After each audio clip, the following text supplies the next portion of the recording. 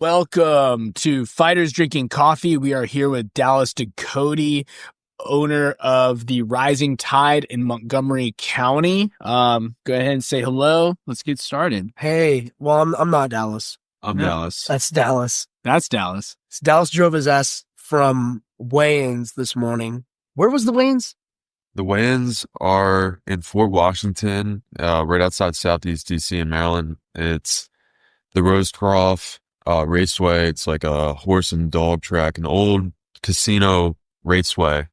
3 or 4 stories building. It's pretty big, and they had the Golden Glove, USA Boxing Golden Gloves tournament there in the top floor ballroom.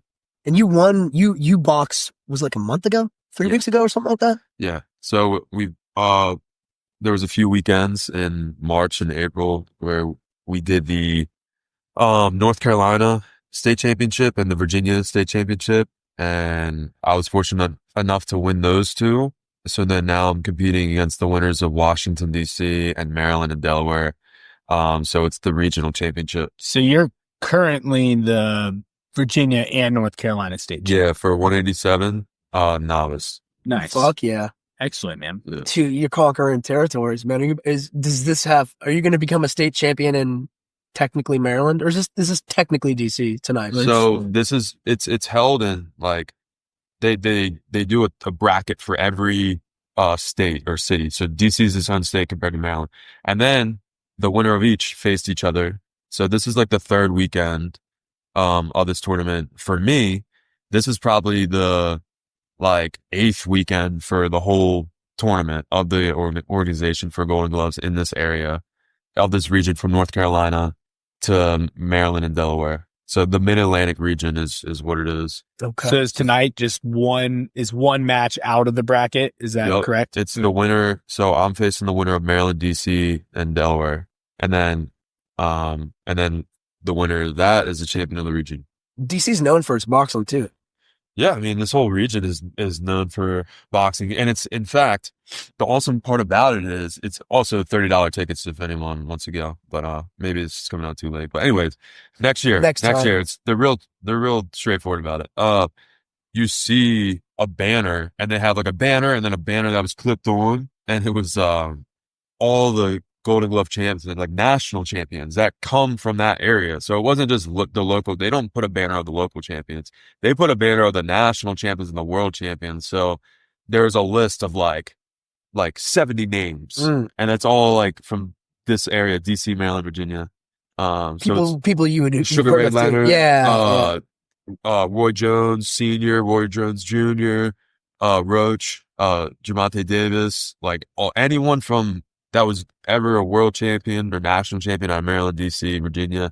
That name it's like 70 names. And I think the first one I saw on there is Sugar Ray Leonard. And he was actually at the last event, and he gave Alex Brennan from Kaizen MMA, she gave her a little award or something. Cool. I think. Awesome. Yeah.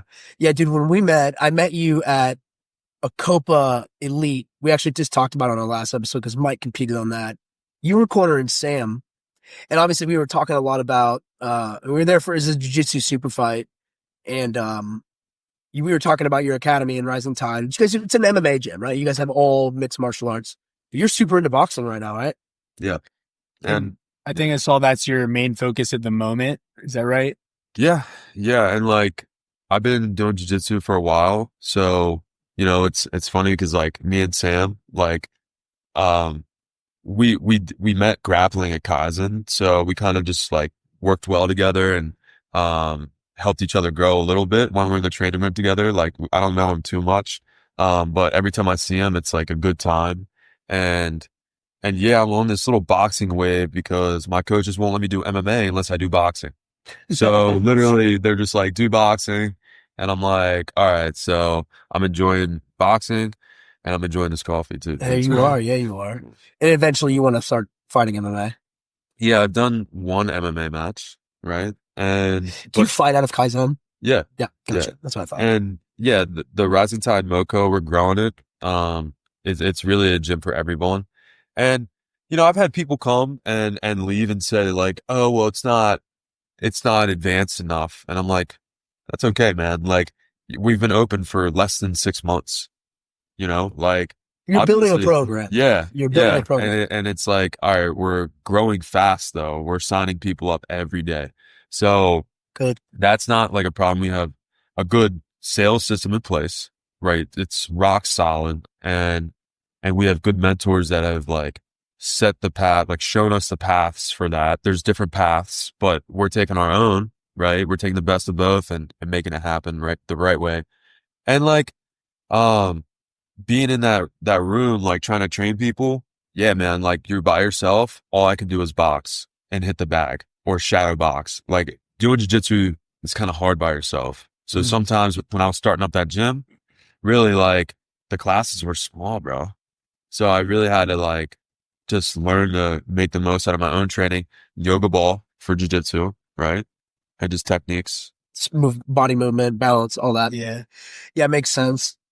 Well, and just on your note about growing the academy, like to the people pushing back for like the level or whatever, like that's going to change quick too.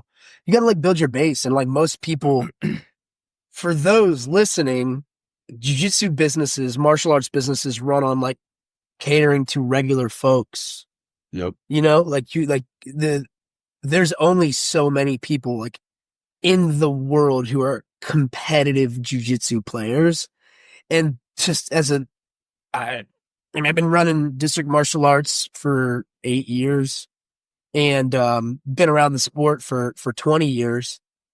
And I've heard this from like other guys who've been in it way longer than me, like some like mentors and folks that I have in martial arts. And a lot of these guys tell me like, these are like I'm not going to mention names, but like world class level, like Brazilian dudes who've been doing it for like 30 years. Other folks, like guys who are like elite grapplers who are like, yeah, dude, fuck all that competitive bullshit. He's like, it's not that good for your business. It's not necessarily bad. Don't get me wrong. He's like, you cater to regular folks and families. That's how your business is going to thrive. And then you'll get competitors. You kind of focus on like making it welcoming to everybody because that builds your community. It's like the foundation of a home or whatever.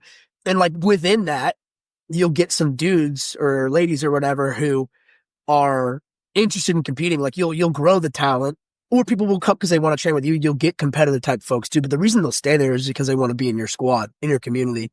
It's not like we had a guy this morning came in, Cameron Hurd, and trained with us. He's got a great team. He's already got he's got a competitive team he's a part of, and he travels and he cross trains with us. He cross trains with other dudes, but like he's got a home base, right? And part of that is I think his head coach is like definitely encouraging him to get like reads everywhere. So like even like competitors, it's a competitor's like nature to want to go to other places and train with other dudes.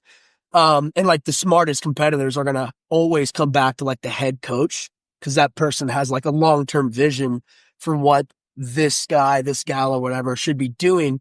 But like, and that's like best case scenario, like a good competitor who like is smart and knows, hey, I should be like tethered to a certain coach in a certain community, but it's to grow their skills as a competitor. They'll move to other places.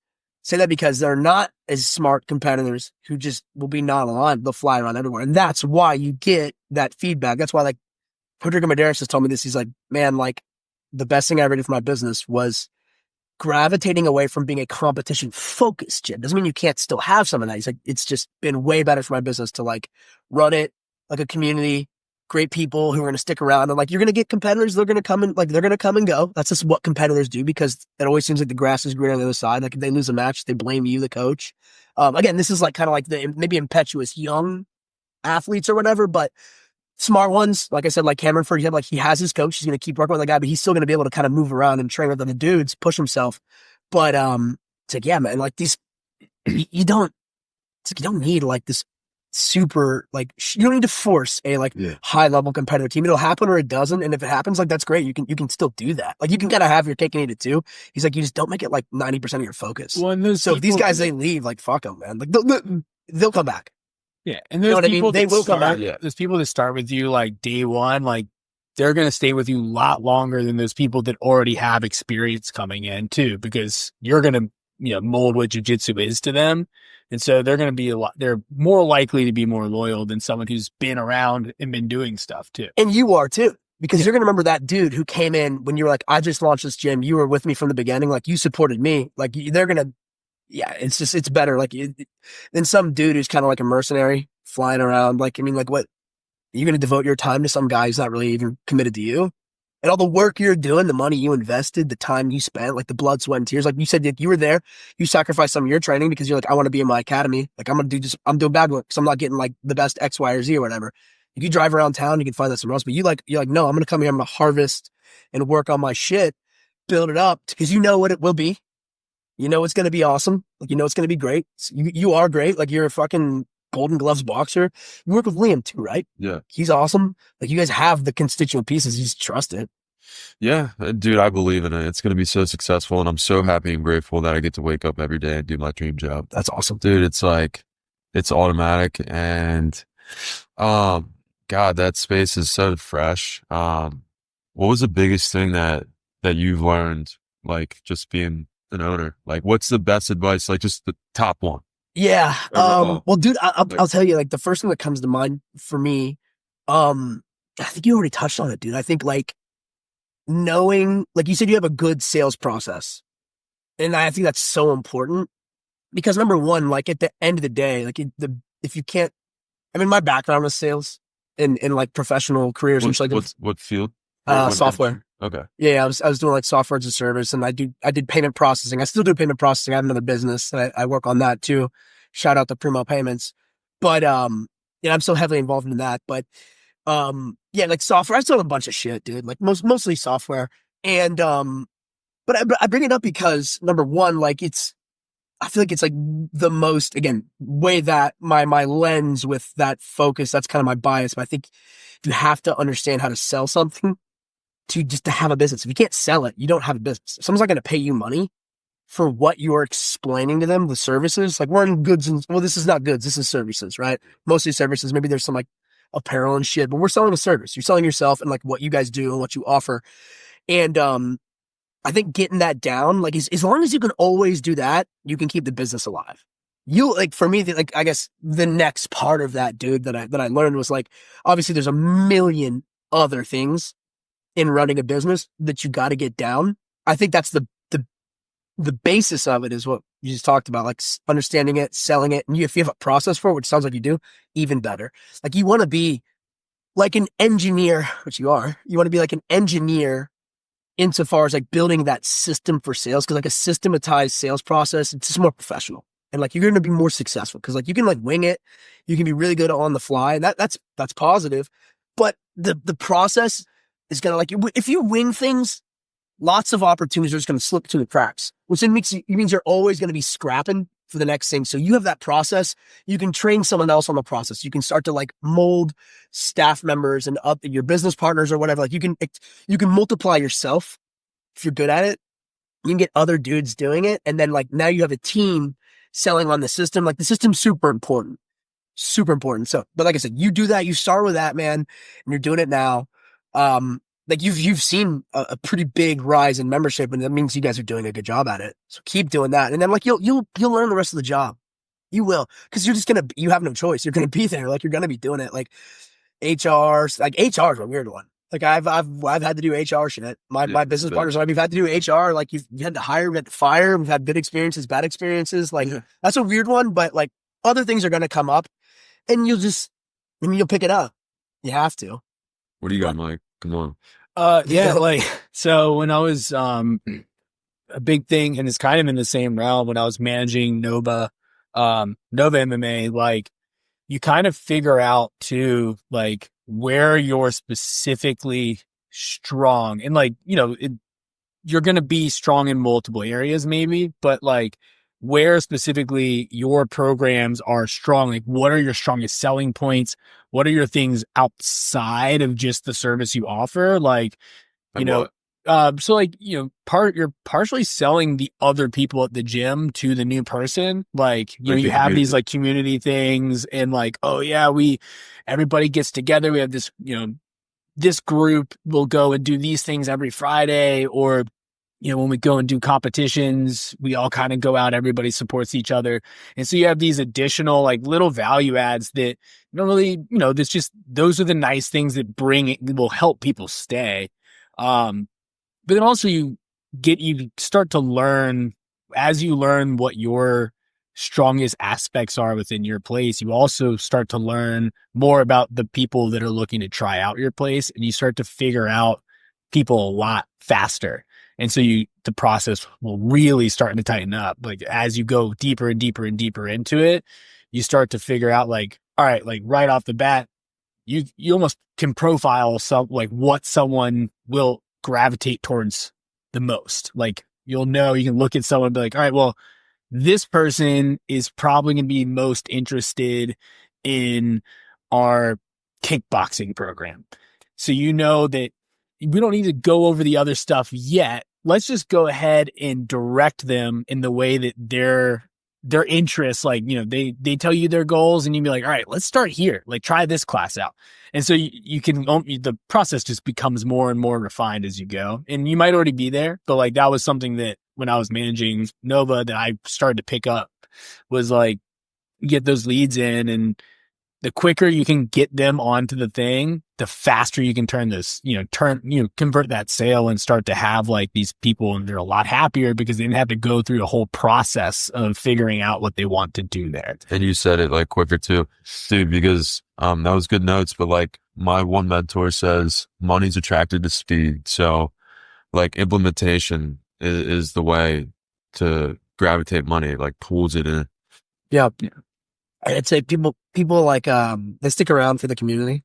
Yeah. Yeah. So Community too. community's a big one. That's what keeps people around. Yeah. Because they want to they'll make friends, dude. Like what we do is it's like a weirdly intimate thing. Like you get to know people really well when they're like squeezing your head or whatever, you're squeezing their head. Sweating in your mouth. Yeah, dude. And then like afterwards you knuckle up, you shoot the shit or whatever, like you hang out with these guys, like so people like that shit.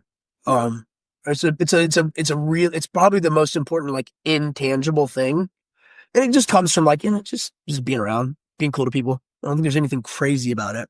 No. Or crazy complex about it. It definitely creates from the top down too. Like you have to, you can garner what all of that community becomes. So, your coaches, like all of that kind of guides it. And so, keep having it tight between you and the people at the top will help create like the right type of community too. Dude, we got great coaches and they're young. They're like blue belt level, but they could be purple belts, but like, but we actually haven't even started wearing gis, but our team are so good. Liam and Jess, like they're professional level grapplers and fighters. And then we got Joe Walsh, Joe Walsh, he has been training like around, he's from Gaithersburg, but Coach Joe taps me every time we roll. And he taps like pro MMA guys easy. His jiu-jitsu's tight. And he actually trained at 10th Plane in Austin. He trained with Coach Tim Welsh at Red Hawk and all those fighters like Tommy McMillan and JoJo and then O'Malley. But now he's our coach. And dude, he taps me every time as a blue belt. We're not even wearing gis yet, so I can't wait to start wearing promote them. Something. Yeah. Yeah. The last thing I'll say is like take care of your loyal people too. Yeah. Yeah. The people who are good. It's more of an extension of the community thing we talked about, but like the people who like do good by you, do good by them too. Yeah. Yeah. What else you got? So much. Kind of tell us about what led you to wanting to open Rising Tide. Yeah, man. Dude, it's weird. I think it just happened for a reason. Like the universe, I feel like just drug me to Rockville. Mm-hmm. Because in college, like I graduated from Towson. Did you play baseball there? I played baseball there for a semester on the club team. Okay. But I signed like this independent pro contract. I remember you told me about this. And then I got like really sick, but I didn't get to play. Went back to school and played another year in Greensboro. But then I came back, finished up at Towson. And then I was like working construction, working at bars and stuff. Graduated, got a job at this firm in Columbia. And I was doing a lot of work in DC, Frederick, Rockville. They call it like Research Road. There's like all them labs up there. You can see some of them from here. Yeah. And basically I got fired because I was just like, dude, this is not me. Like, I was like, dude, fuck this job. Yeah, wrong place, wrong Yep. kind of guy. Well, just like, I was just like not having a good time. And, um, went back to my parents' house, started working at the bars and then just training jiu-jitsu with Mike Stewart in Finksburg and Liam Pinero, who was driving from all the way down here up to train up at Helson Gracie Academy, which was Rising Tide. And Tony Waldecker and a bunch of coaches from down here would drive up there to teach. It was awesome. And basically COVID happened. I got a call from a project manager at HHS and he's like, come work. And I'm like, I bet. Cause I was designing labs before and like, I did a good job. I just wasn't working well with the company I was working for is pretty much why I got fired. I was like, "Fuck nerds." Because, but anyways, so I'm at NIH here in Bethesda for a while. What? Nothing, dude. Okay. Nothing. And then, Don't trigger me. okay. No, you're good. And then, so I'm at NIH in Bethesda for a minute, right? And I'm doing other jobs too, like, and I started training at a gym up there, and then that gym like ended up shutting down. And also when I was working up there, I was driving up to Columbia to work for Steve in the Rising Tide in Columbia. So then I was like, all right, the job's too much. I'm gonna do Kaizen. I'm gonna work at this other gym in Rockville. The Rockville gym shut down, and then the owners weren't sure what to do with the space, and then they eventually called me like a year later and they were like, do you want the space? And I'm like, let's do it. And dude, everyone today, it's like fight day. Everyone's saying good luck to me. And dude, when I hear that, I'm kind of like, oh, bro, don't say good luck to me.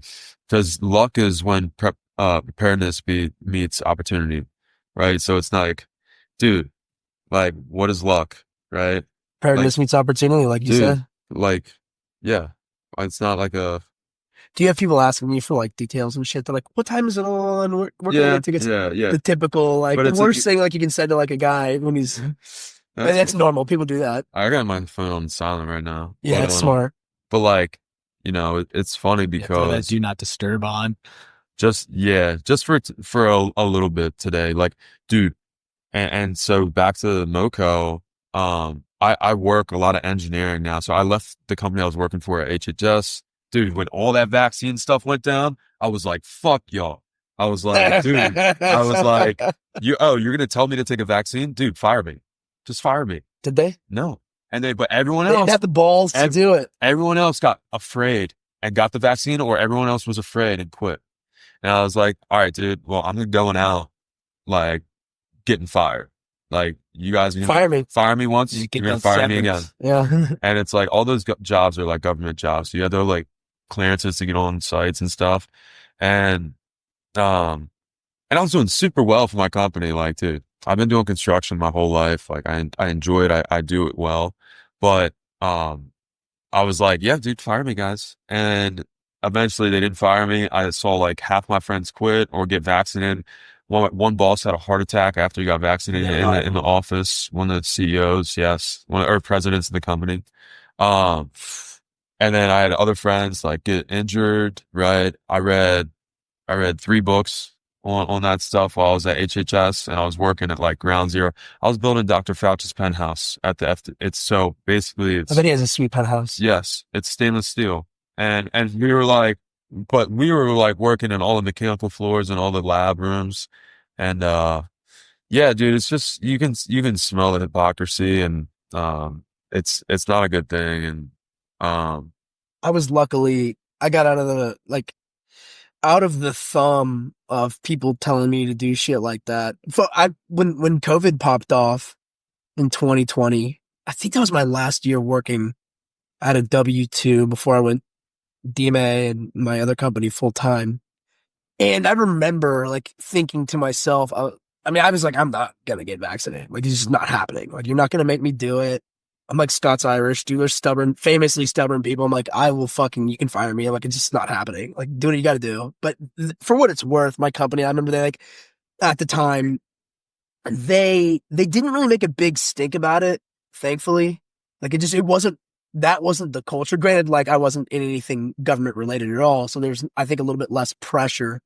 But they definitely were like trying to encourage people to do it a little bit, like for sure, but they weren't pushing it too hard, which is like credit to them for like dealing with it. I mean, could you imagine being like there wasn't a huge company, it was like a big-ish It's company. like telling someone to get an abortion. It's like telling literally like a teacher to get an abortion.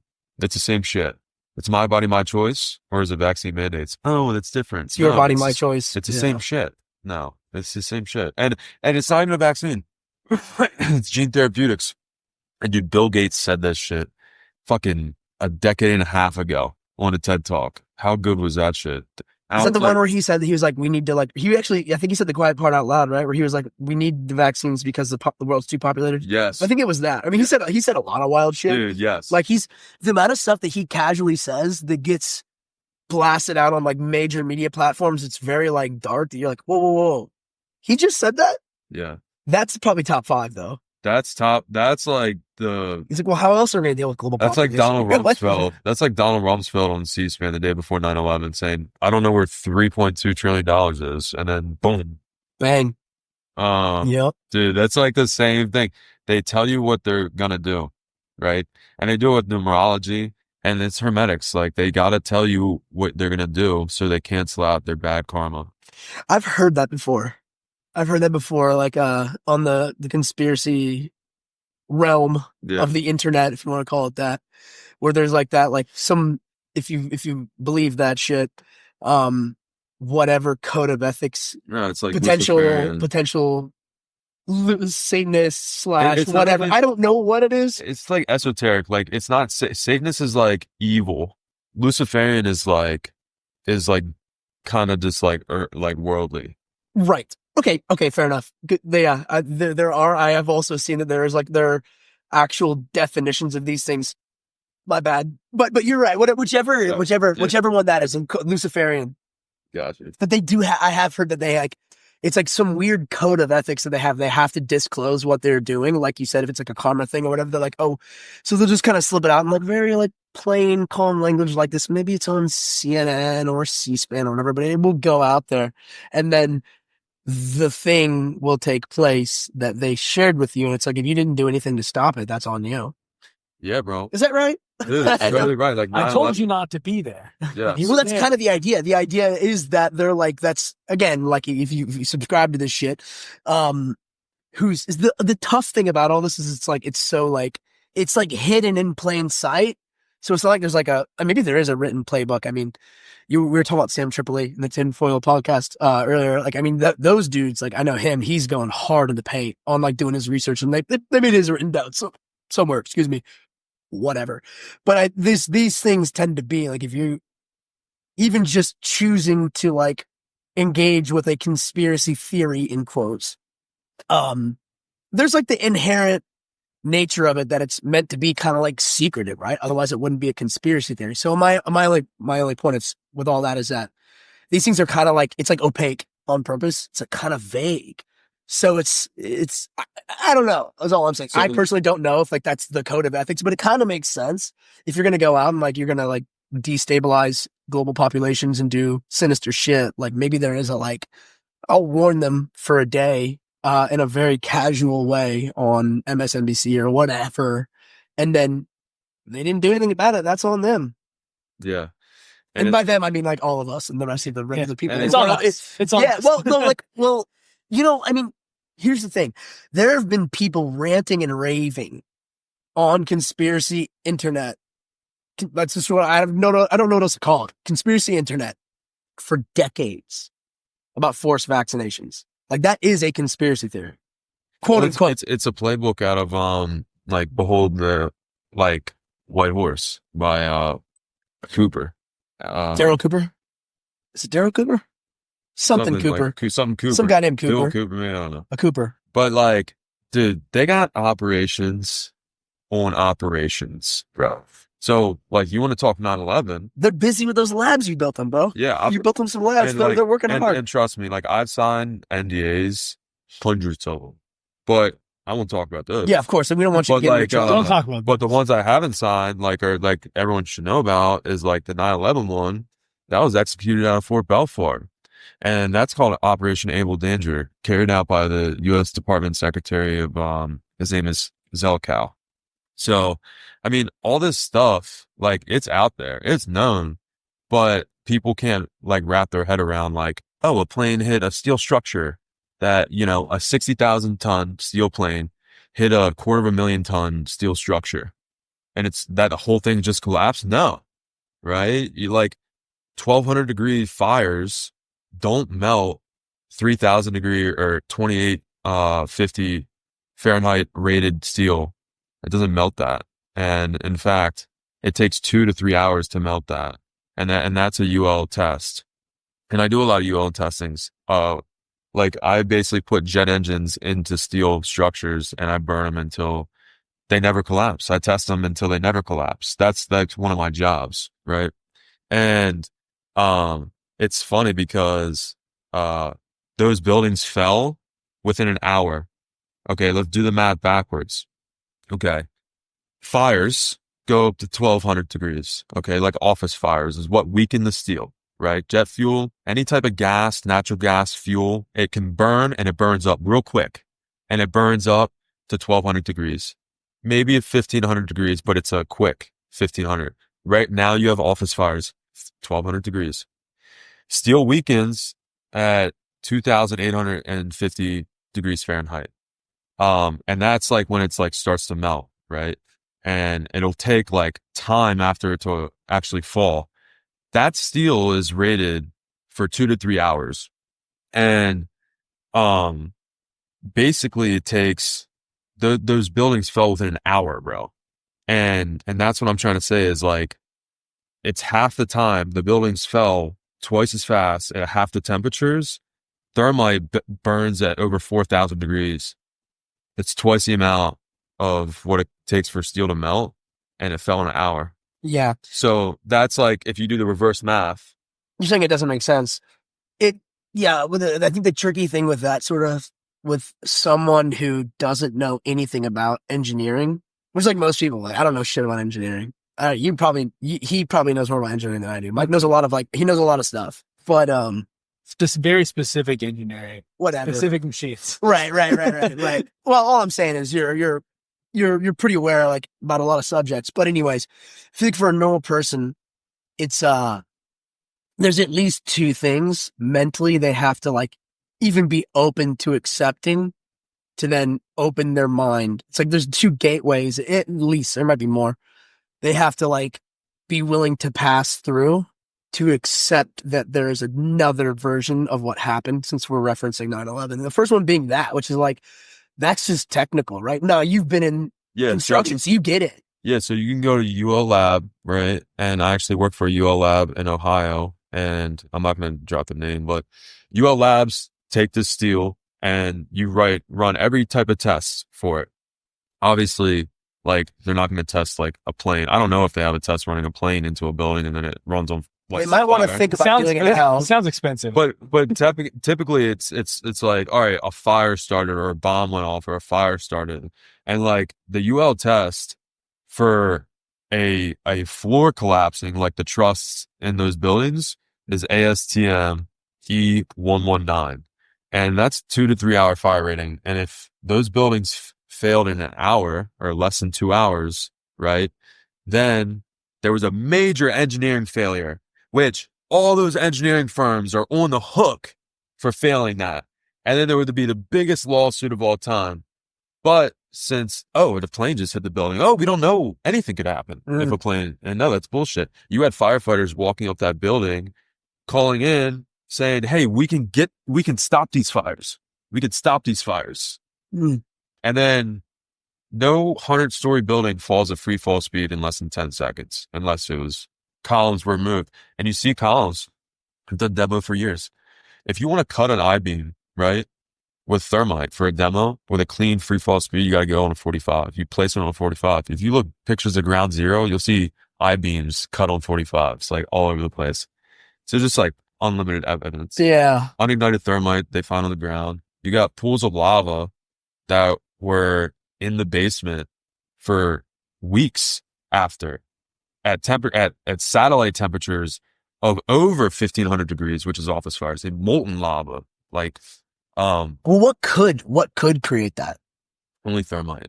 Thermite. Yeah. Got it. Thermite is So controlled demolition. Yeah, thermite is and you can see the squib load charges if you watch the buildings fall. And plus, building 7 wasn't even touched. That was brought down, right? That didn't fall. Just There were no because of the planes that hit fire. building 7. Yeah. Yeah, well, it didn't fall because it's just fires. How'd the fire start? I don't know.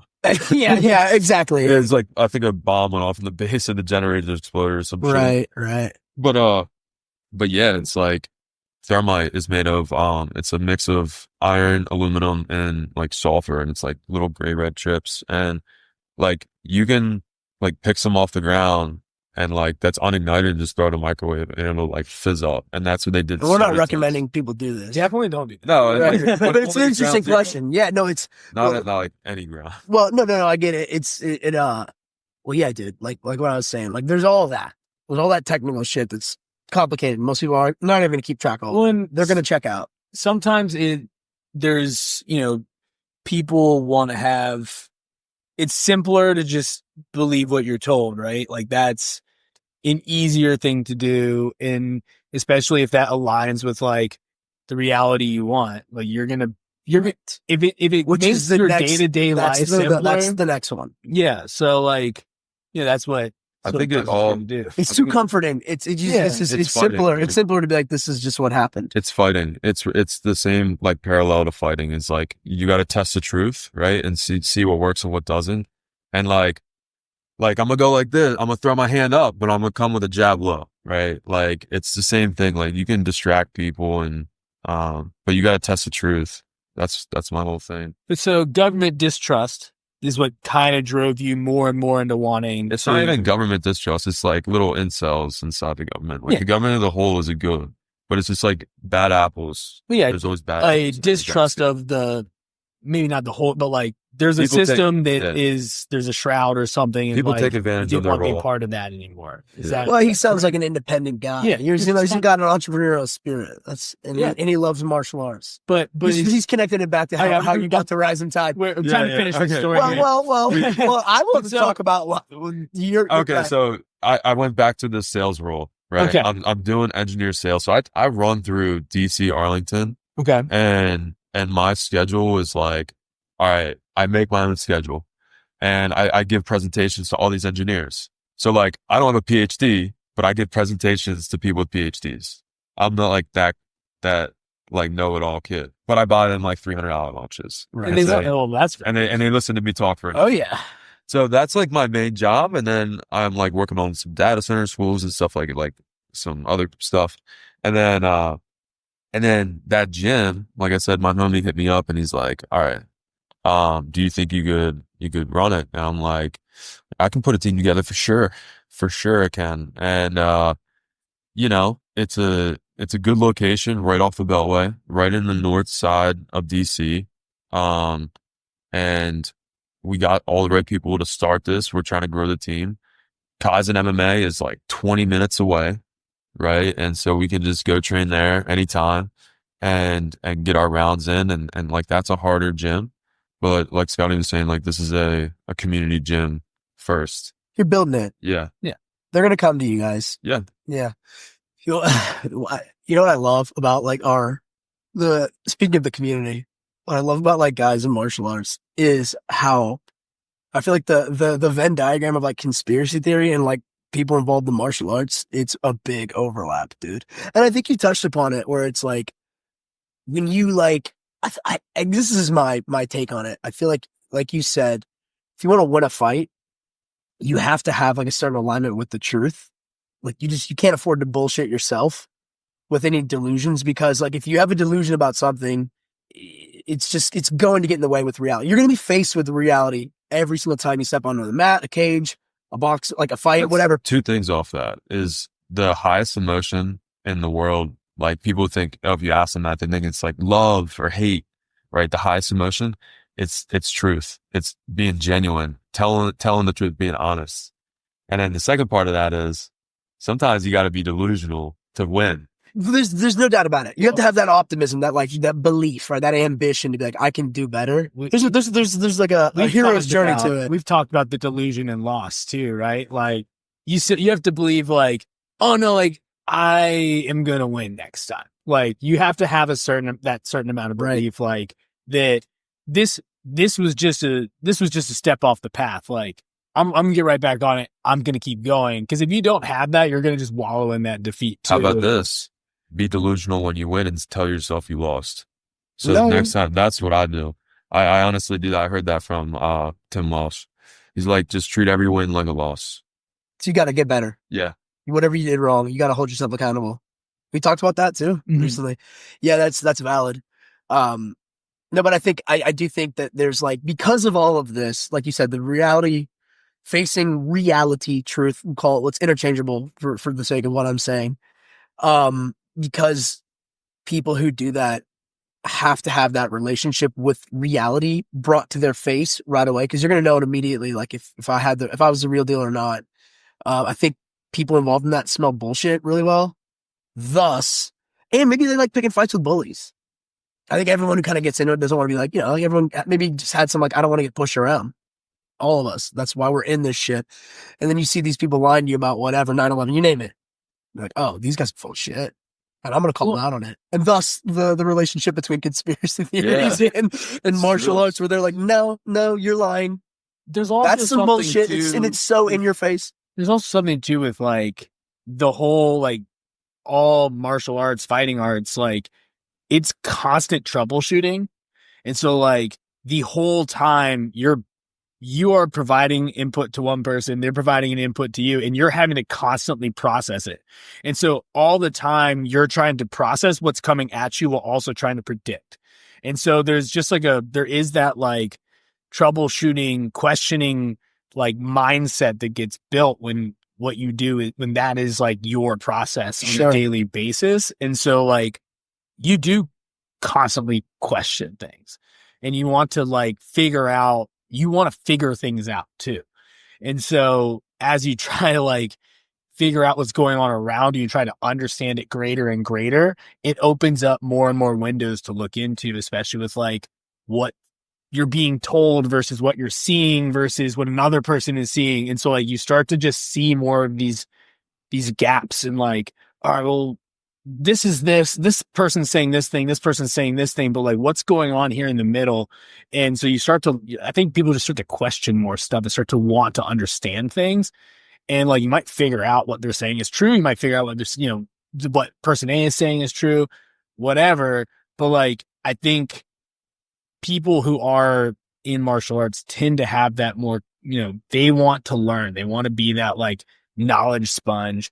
And so they just tend to seek out more information, even if it isn't because they're looking to find a conspiracy theory is true. It might just be that they want to understand what is happening around them at a greater rate or more than what someone else who's just, not doing that. That's facts. And at the end of the day, it's like you're a kid in a classroom, you're not trying to get bullied. And you're always trying to look at the big picture of the room, right? Because there's always going to be a room full of people, wherever you go. And it's like whatever situation, whether business or the martial arts, like always trying to learn and kind of read the room and just be strategic in general, right? We always have to be. I think Mao banned martial arts in the Great Leap Forward, Chinese like communist revolution, like a decade, like 100 years ago or whatever, maybe less. Pretty sure he did. He banned it. Yeah. Why? Probably because of this. He's like, he doesn't want a bunch of fucking dudes doing martial arts questioning shit. All these martial they don't arts want, people in power don't want people to push back. The bullies. Yeah.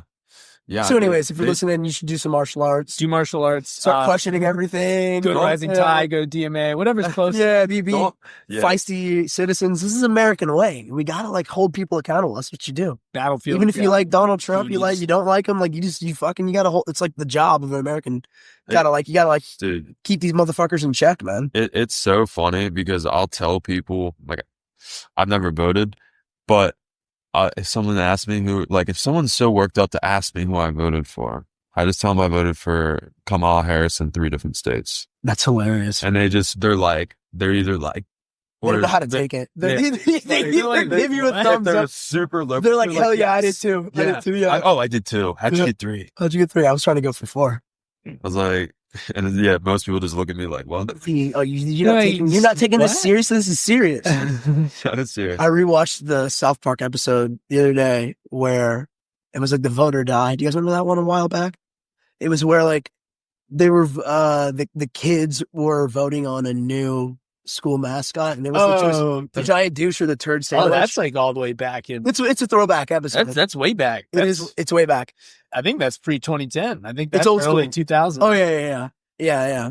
But it was like it was a good episode about how like everyone's like obsessed with the like getting people to vote. Like you gotta vote, you gotta vote, you gotta vote, you gotta vote. And maybe you do, but whatever. But that was like the core of the episode. It was Stan who's having like the identity crisis. He's like, I don't want to vote for a turd sandwich or a douche. And he's got Cartman's like telling him, because Cartman was the guy who propped up the turd sandwich. So he's like being sleazy as hell to get Stan to vote for the turd sandwich. He was trying to give him like favors and shit. And then Kyle, his other buddy, he's the one who created the giant douche. And Kyle's like, man, you have to vote. But really what he was doing was like, you have to vote, but you have to vote for my guy. Yeah, And exactly. so then Stan was all fucking jaded about it. Yeah, dude. It's like, I tell people all the time, like, all right, I really don't like telling people what to do unless they're paying me, Sure. like, to tell them what to do. Sure. So like even though like if someone comes to my class and I start telling them what to do, I'm like, all right, you have to do this like to your full, just like give it your focus, give it your all focus right now. Try to do it. And when it doesn't work, keep trying, try something new on it.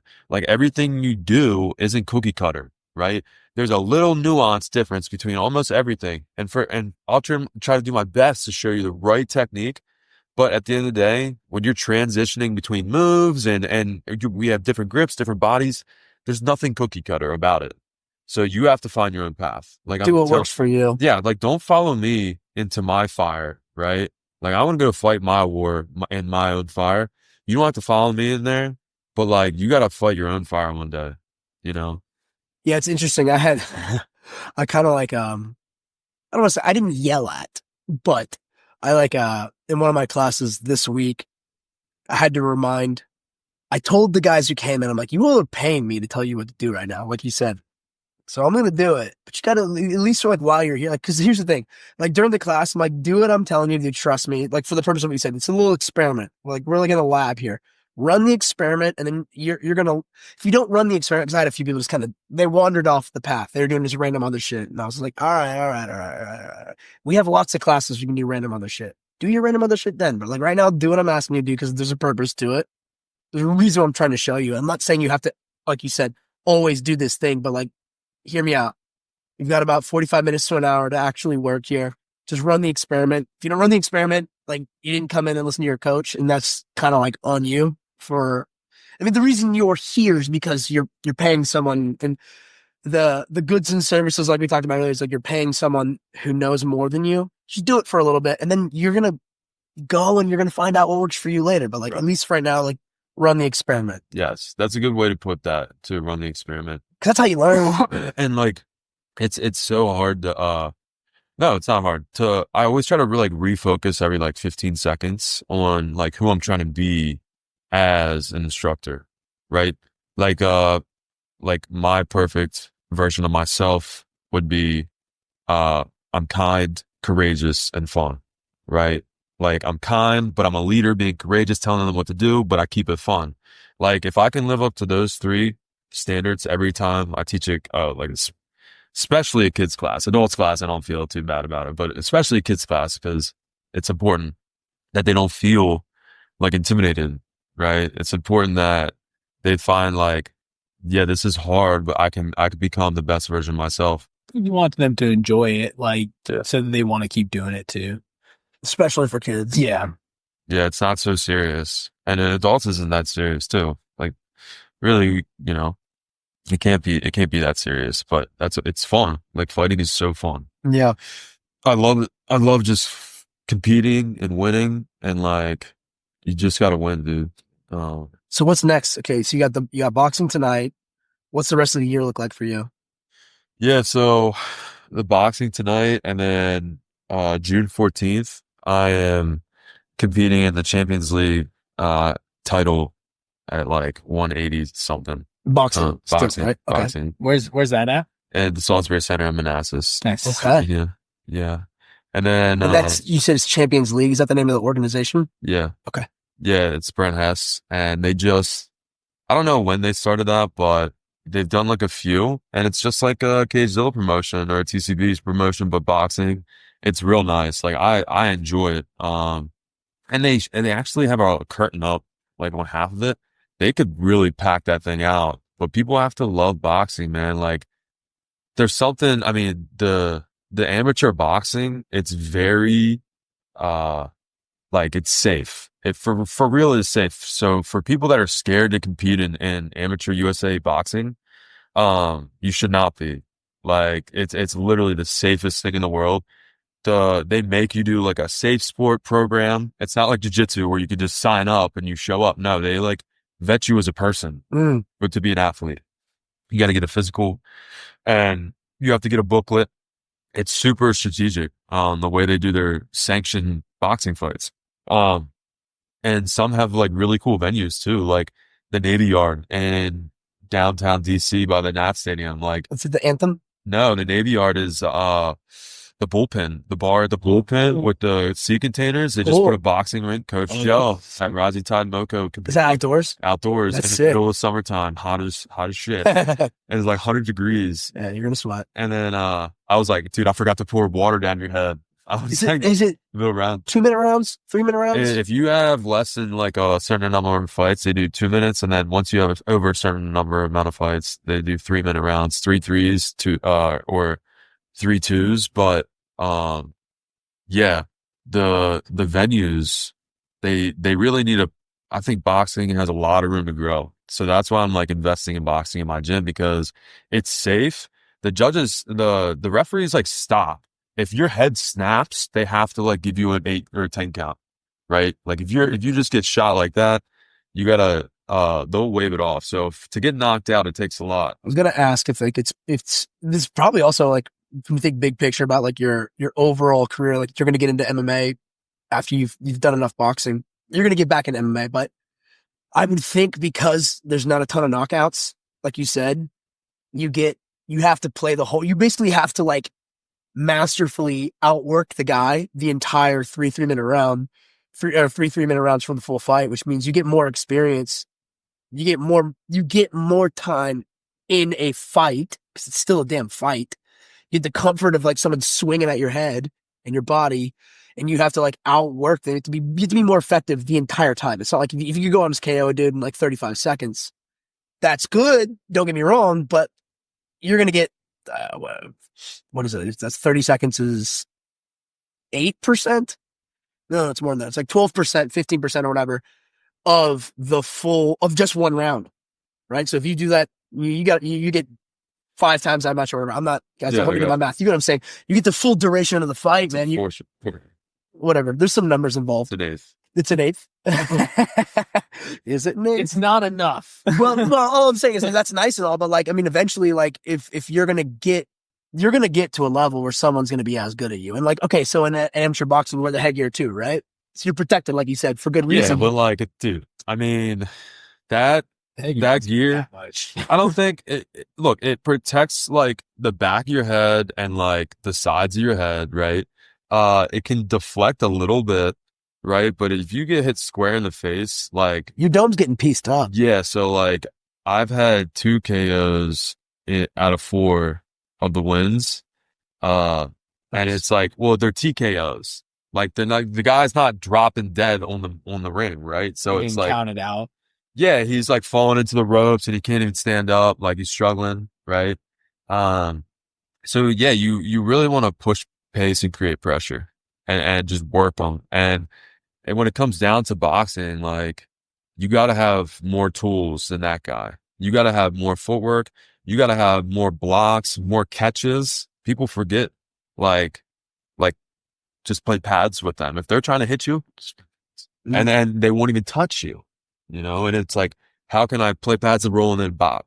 And adding all these tools together is what people miss out on. It's not just if you have knockout power, right? Are they using a 10-point must, or are they using points? Yeah, they're Like using Olympic. 10 points. Okay. Yeah. So it's a 10-point must, not like not point fighting like Olympic style or. Yeah, not like some Sanda or kickboxing tournaments. Like I lost one match. I was like 1-1 for the US Capital Classic. And it's like they make you wear like all the gear and with no legs, boxing gloves, chest, headgear, and that's points, and that was pretty annoying. Yeah.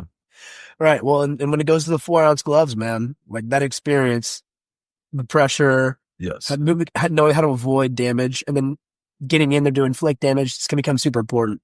Yeah, it's offense and defense combined. It's like it's what other sport are you doing offense and defense at the same time? Think about it. I mean, is there any sport with the ball where you're doing offense and defense at the same time? Maybe ping pong. I don't know. It's just like, Boxing equals ping pong? Yeah. I hadn't thought about ping pong as an analogy for combat sports, but I do like offense and defense pretty- at the same time. It's one, yeah. They do one, you do one, they do one, you do one. Yeah. I like it. I like it. I don't know, but it's fun, dude. There's some good fights tonight over there at the Salisbury Center. The guy I fought, Anthony Fuller, bro, he is good. Like, Your last match. yes, he is good. And Is he fighting tonight? yeah, Okay. yeah, and he's gonna win. So I'm like excited to see how he just like. Do you know if any of these other guys, like him, for example, are they interested in getting to MMA too? Are they what? Are they interested in MMA as well? The boxing guys? Yeah. Like Kaizen? Yeah, so Coach Liam told all the fighters, like, you're not doing boxing unless you have credible, or you're not doing MMA unless you have credible striking.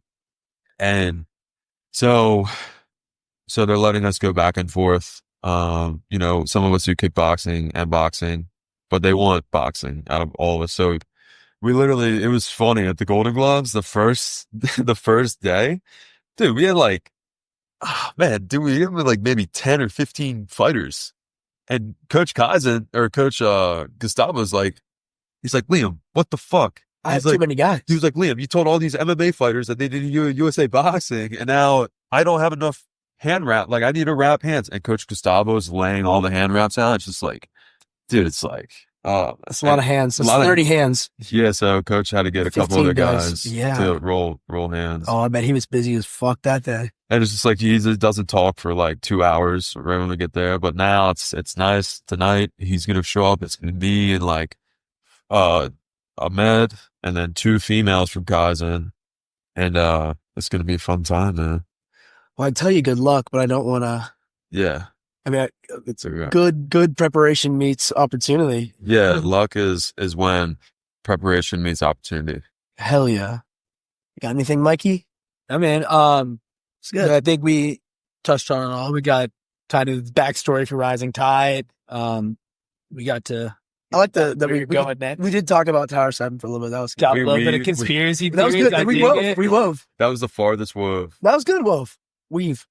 I guess the like cap to that weave is just like, man, a lot of people just work for like someone and they tell you what to do. And it's like, do you believe in what you're doing? Right. And it's like genuinely like you may or may not be hurting anyone, right? Or indirectly or directly like affecting anybody. You might be doing a great job. But it's like, dude, sometimes it's like who you're working for, it's like, and they try to manipulate you in a certain way. It doesn't have to be the government. It could be any employer. It's like, dude, you shouldn't tell people what to do unless. Well, it's a lot of leverage for someone to have, like a company to say, we are your livelihood because this is your paycheck.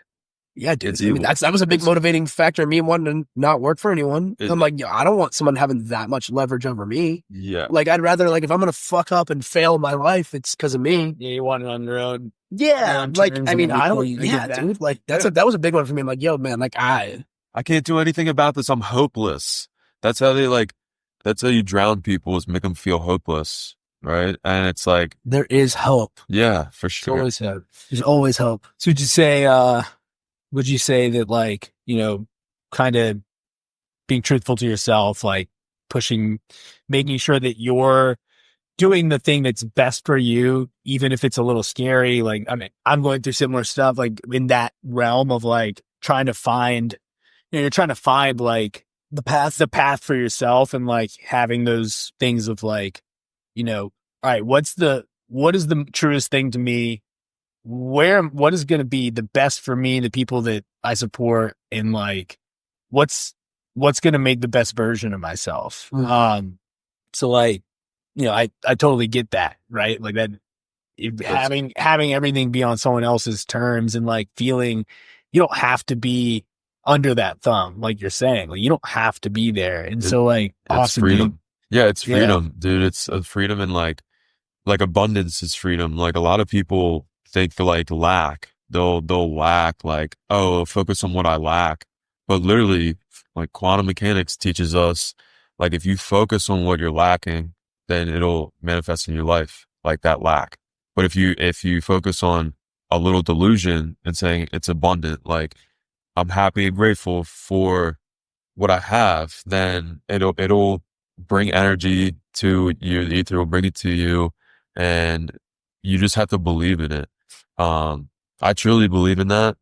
Like you can manifest anything if you like put your mind to it, and we're fortunate to have the opportunity. We have 2 eyes, 2 arms, 2 legs, right? Like a lot of people are missing just those basics that we take for granted every day. So we might as well be like who we're supposed to be, like humans, like we're meant to create, right? And, try to paint this canvas in our life. Hell yeah, man. Yeah, that was awesome. Yeah. No, run it out, man. Cool, man. Well, thanks again. Thank you, especially Dallas Ducote, for coming out. Fires drinking coffee, and just housekeeping. Get up on that Discord. We have that in the show notes, and follow us on all the socials. Like, subscribe, follow us on your Spotify. Reviews. Those 5-star reviews really help us on the algorithm. So the more you guys hit those 5 stars, the more it's going to get us in front of other people. And, hopefully that helps them enjoy as much as you guys do here. So, Fire Drinking Coffee. Bye.